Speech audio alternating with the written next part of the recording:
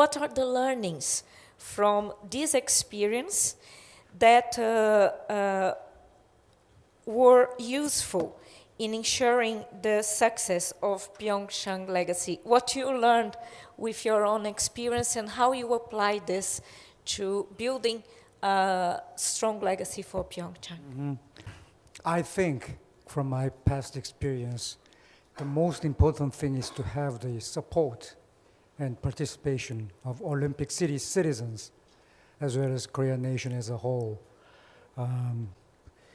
The important thing is to make people fully sense and appreciate the passion and the enthusiasm and the dedication of the organizing committee people and the governmental people also, and I mean the central government and local government as well, to make people feel, as Mr. Folong mentioned, make people feel the Pyeongchang Olympic Games, for example, as their own games.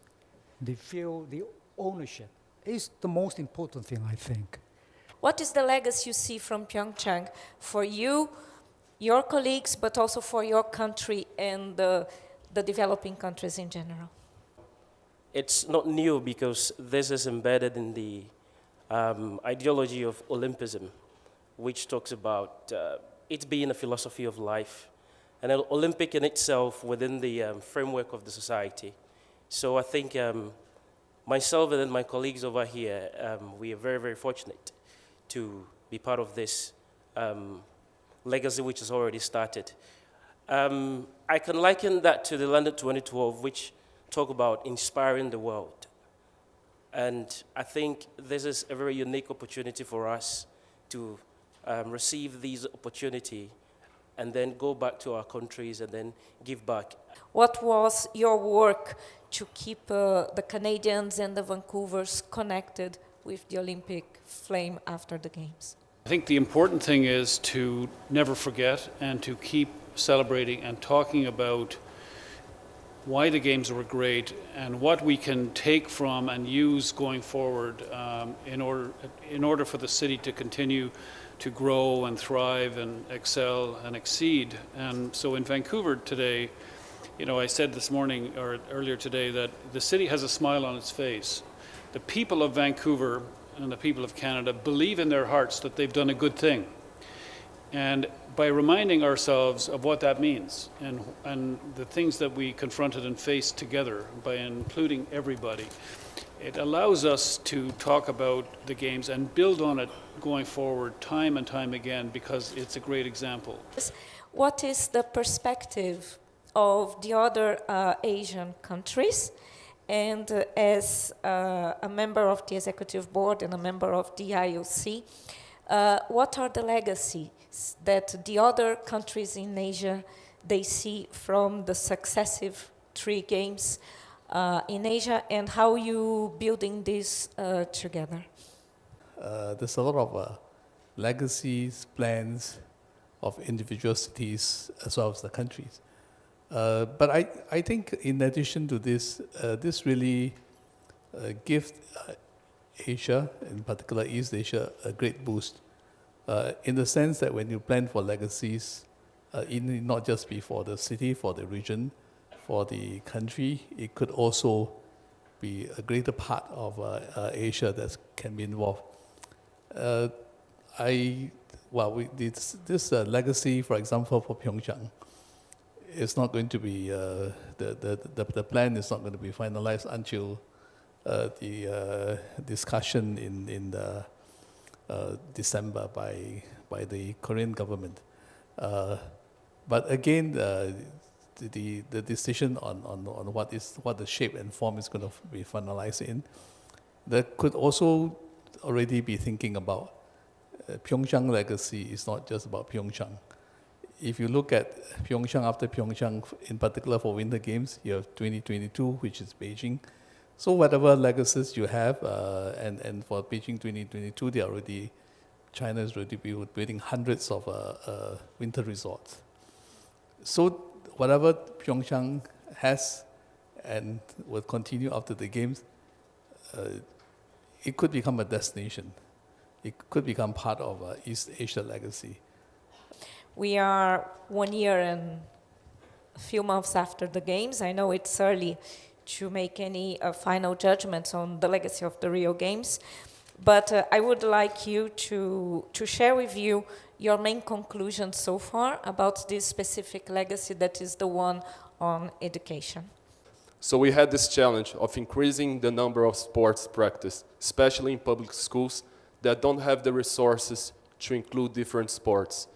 So if I had to choose one main legacy aspect of this education program, would be that we were able to take sports such as badminton, rugby, tennis, that are in Brazil considered very elitist sports, to people from low community. And then during the games, they would watch the sports on TV and they would say, hey, I played this with my friends in my school.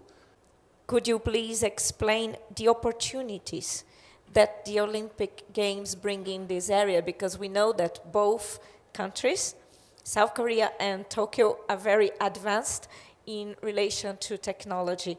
What it changes with the Olympic Games? What are the new opportunities that are opening for you in this area that's very important for both the economy and the society of your country? The Olympic is the best opportunity to introduce their unknown technology and innovations for the first time. It's good excuse for the people in the public, and also very easy to communicate with their, ventures, and also to try to, much more proceed their technologies. And also their, the technology and innovations can be introduced to all areas, including, as Daniel mentioned, like educations and the cultures, and also, the all lives with hair, with welfares, and all things you are connected.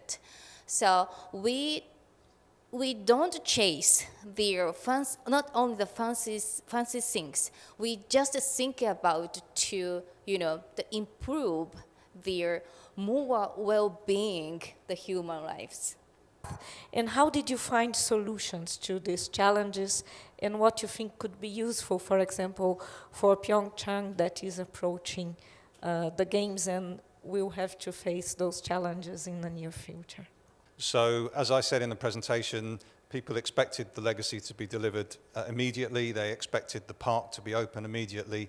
And I think part of what you have to do to maintain a degree of optimism and enthusiasm is to be able to, A, show that you're moving as quickly as possible, because just because something takes a long time doesn't mean that you should spend as long as possible doing it. You should do it as quickly as possible. So we showed a combination of what we would call quick wins in London, and we got the bits of the park that we could get open as early as possible. We got the bits of the venues that we could changed as quickly as possible. So as I said in the presentation, we had some momentum. I think about what happens when you move from short-term to long-term was that our first sort of big short-term change was that 2 years in, all of the sporting venues were open and being used by the public. And to some extent, a lot of people, and in particular the media, thought that that was legacy. So it was done, the job was finished. And what we have to do to maintain enthusiasm and to maintain a connection is to find new ways of telling the story. So if you just try and issue a press release every week that says, legacy is great, here's something new, people get bored. So we find big opportunities when something really significant happens to announce that. It's an announcement in its own right. And we use that to remind people that this is what came out of 2012. This came out of the money that you paid in your taxes. This came out, as John said, from the commitment that you made to make London a success. And we tie in what we're doing on the park with something really big. We have had challenges. Everybody has challenges. And I think there's two things that you have to do to deal with those challenges. Firstly, you have to be proud of what you've done, and you have to be committed to what you're going to do, and you can't allow those challenges to get in the way. In any project, and we all know from delivering a games, there are really, really difficult obstacles, and sometimes it's just really hard work to get through them, but you do get through them. So trying to be clever in the way that you do it, refreshing and renewing your story, but always reminding people of the golden thread that runs through from where you are today to where you were a few years ago is really important for keeping that interest and that momentum. If you had one single learning that was really important for you from your experience or your studies that you could share with Pyeongchang right now about the legacy? The lesson for me out of all of this is to let your own community become your friend, to become your partner, to invoke the spirit of your own country to help deliver the games, so that at the end people feel that they, when this is all gone, that they have a connection, something that you all did together. That it wasn't some organizers in Pyeongchang who did this, but all of the country came together and did a great thing for Korea and a great thing for the world at the same time. And to me, in the face of adversity, that was the best lesson for me about how powerful your own public can be and the contribution they can make to what the world takes from your Olympics.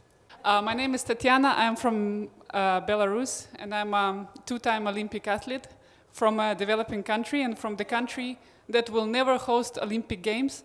So when we're talking about Olympic legacy, you mean Olympic legacy only for the host country, or IOC consider other countries that participate in Olympic Games? And what Olympic legacy do you mean, if that legacy exists? I think today what we have been focusing is really the legacy of the host cities. But the games itself, we attract summer games. We have the full number of NOCs taking part, and every NOC will bring a number of athletes, so we want to ensure universality of athletes taking part in the games. And with the games itself, during the games, we have Olympic broadcasting that bring the games to all corners of the world, billions of viewers, and especially nowadays with social media, the spread and the reach is even wider. So definitely, the games and the legacy is not just strictly for the host cities themselves. 저희 이제 평창 올림픽은 그 아까 말씀드린 대로 이제 뉴 호라이즌이라는 비전, 그다음에 이제 패션 커넥티드라는 그 슬로건을 가지고 이제 지금 준비를 하고 있는데요. 그래서 뉴 호라이즌스라는 게 새로운 스포츠 시장, 우리 쪽 입장에서 보면 그러니까 아시아 시장에서 하계 올림픽은 202개국 이상이 참가를 합니다. 근데 동계는 지금까지 이제 70개 내지 80개 이렇게 참여를 해서 올림피즘에 맞지 않다. 200개국이 넘는데 3분의 1밖에 참여를 안 한다는 게 올림픽 정신에 맞지 않다. 이제 그런 의미에서 우리가 여기서 올림픽을 개최함으로써 더 많은 나라가 그 동계 올림픽에 관심을 갖지 않는 나라가 더 많이 갖게 하자는 게 저희 목표였고, 저희 이 동계 올림픽이 우리나라뿐만 아니라 이제 이 동계 스포츠가 발달되지 않은 많은 나라의 어떤 그 영감을 주어갖고 더 많은 사람들이 동계 올림픽을 즐길 수 있게 이렇게 되는 게 어떻게 보면 이제 큰 아까 질문하신 분의 그 답이기도 하고요. We heard here, I think, that legacy is not without challenges, but as a conclusion, there are two important things that were said here today and that really stick to my mind. It's about sport and it's about people, how you do it with people and how you create this engagement. So keeping in mind that legacy is the why we are doing and the why is people. So thank you very much.